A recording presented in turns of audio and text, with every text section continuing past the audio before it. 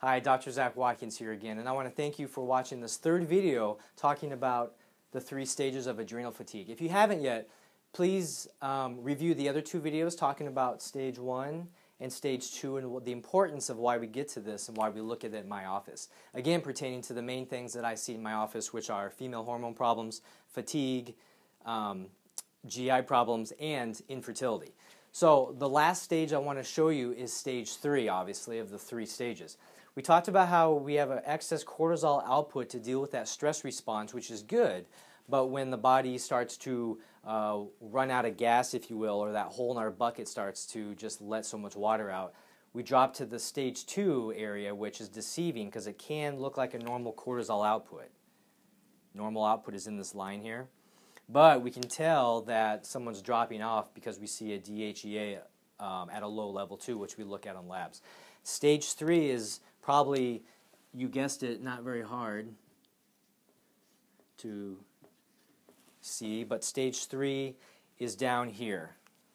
When that line dropped off below normal, now we're in this bottom out phase, if you will. And this is surprisingly common.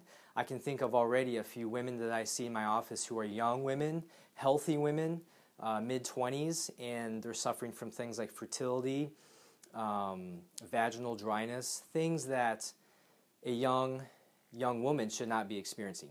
And a lot of these women, their hormones actually look like they're menopausal or even 80 years old, so not normal at all. But we look at the connections because we see an adrenal response that is bottomed out. And what I'll show you later is how when a female's hormone starts to drop out, it's going into this emergency mode of pulling from progesterone basically to help feed the cycle still. So it's like your water's running low out of the bucket, someone's siphoning in water from a different bucket to fill it. Well, you still have a hole that's leaking the water, so it doesn't really help. So in women, it's a bad thing because it's taking from sex hormone production to feed that hole, the stress response. And this is, men or women, they start to feel severe fatigue, major GI upset and disturbances. Again, you don't have to, but you can experience that. Not sleeping well, like insomnia, poor blood sugar balance. And men and women can be sex hormone imbalances. Men and women with libido problems. Again, sleeping, hair loss, things that start to affect other hormones, sex hormones and thyroid. So again, the importance that we do in our office is looking at this adrenal response, which is extremely important in evaluating their hormones. And then we correlate that with symptoms, and using some natural methods, we basically address what we're seeing in this individual's health. We're not treating diseases or diagnosing diseases. We're trying to get to the bottom of an individual's symptoms, discomfort, and use things naturally to rebuild and regain that person's health and vibrance and feeling good and playing with kids and family like they should.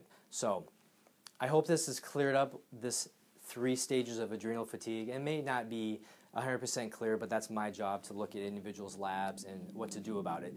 But I wanted to show you that it's not as simple as looking at a lab report and saying, oh, I need to go take certain vitamins off the shelf and to fix it. That's not how it works at all, and you will be disappointed. You want to see the roadmap that I tell people, and you want to correlate what they need to do about it, and that's what we give and recommend in our office. So if you have any questions or comments, please feel free to email our office, or you can post some comments on our Facebook page. Until then, I hope you have a great day, and thank you for watching.